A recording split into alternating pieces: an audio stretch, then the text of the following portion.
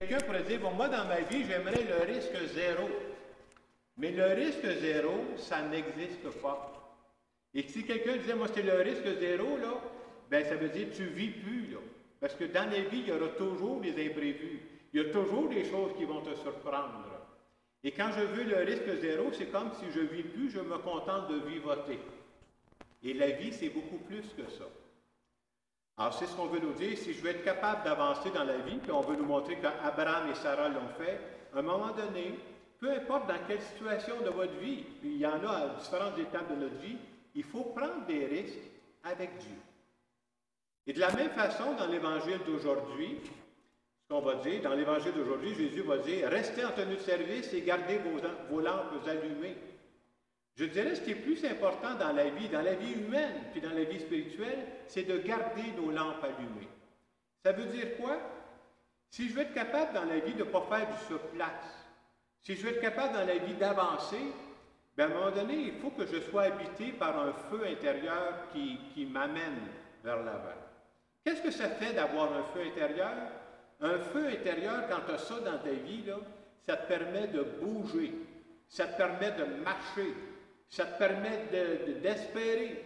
Et ce feu intérieur-là, souvent, il repose justement sur notre foi, comme quoi il y a un Dieu qui nous accompagne. Je dirais que les personnes les plus tristes que j'ai rencontrées dans ma vie, c'est des personnes qui n'ont plus d'étincelles dans les yeux. Il arrive une grande joie, ça ne paraît pas. Il arrive une grande tristesse, ça ne paraît pas. C'est plate à dire, mais les gens qui n'ont plus d'étoiles dans leurs yeux, là, c'est comme s'ils ne vivent plus, ils vivotent. Et qu'est-ce qu'on fait pour garder cette étincelle-là à l'intérieur de nous? Moi, je pense que pour garder cette étincelle-là à l'intérieur de nous, il faut s'appuyer sur des valeurs humaines, les valeurs de l'amour, les valeurs du partage, les valeurs de l'entraide. Et pour garder le feu intérieur allumé aussi, il faut s'appuyer sur notre relation avec Dieu, s'appuyer sur la foi. Ça change quoi de croire en Dieu? Est-ce que ça veut dire, parce que je crois en Dieu, je n'aurai plus jamais de difficulté dans ma vie? C'est jamais écrit dans l'Évangile. Dieu n'a jamais dit ça. La seule chose qu'il nous a promis, c'est « Je serai avec vous tous les jours de votre vie ».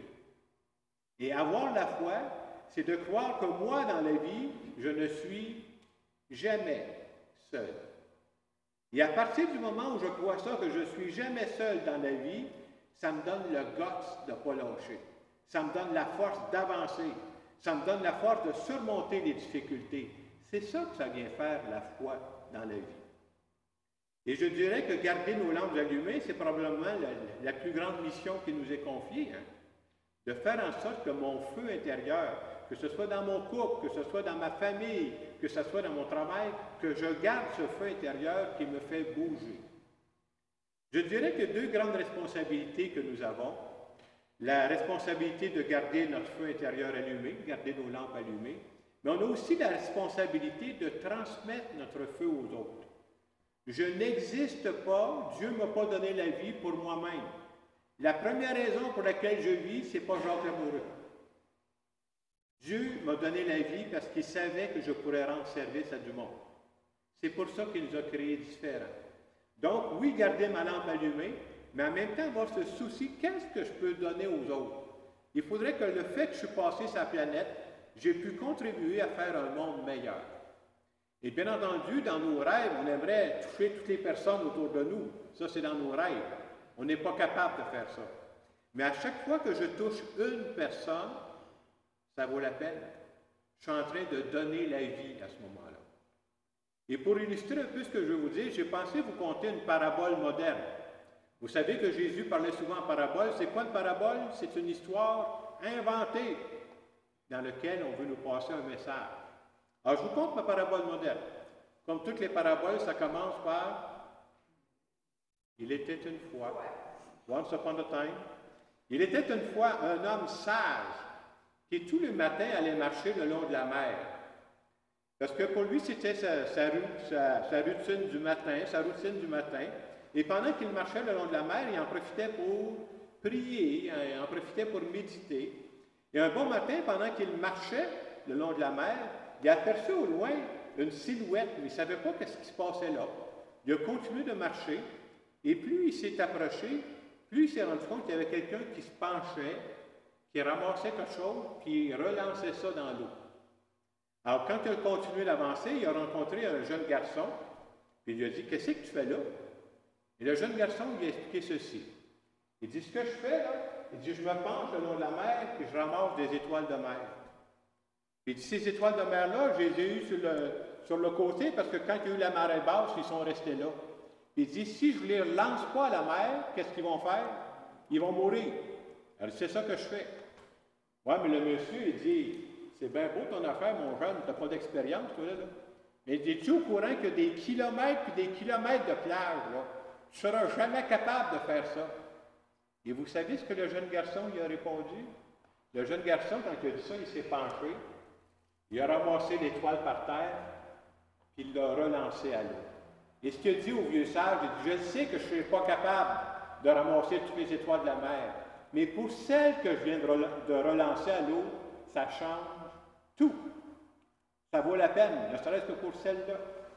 Et je vous dirais que justement que dans l'Évangile, c'est la même chose. Hein? Quand on entend Jésus dans les Évangiles, est-ce que Jésus a guéri toutes les personnes malades qu'il y avait à son époque? Pas du tout. Ben non. Mais pour les personnes qu'il a guéries, on s'entend-tu que ça change tout? Alors c'est la même chose avec nous.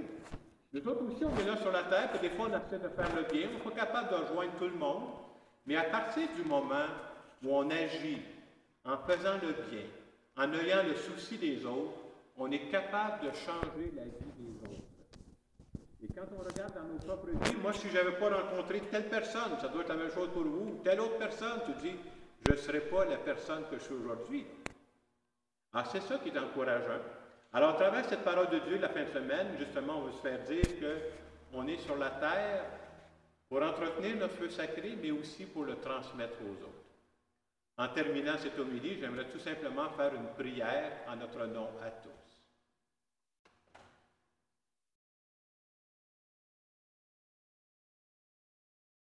Seigneur Jésus, je veux te dire cet après-midi que je suis venu te rencontrer parce que je veux garder ma lampe allumée.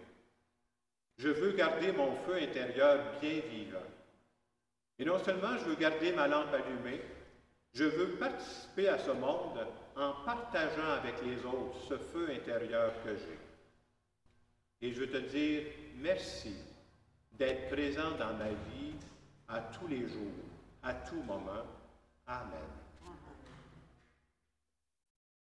Dans les quelques secondes de silence qui vont suivre, je vous invite à vous demander quels sont les moyens que vous prenez pour dire quels moyens je prends moi pour garder ma lampe allumée. Est-ce que j'ai encore une flamme qui brûle à l'intérieur de moi? Et deuxièmement, quels sont les moyens que je prends pour partager cette flamme que j'ai à l'intérieur de moi, pour la partager avec les autres?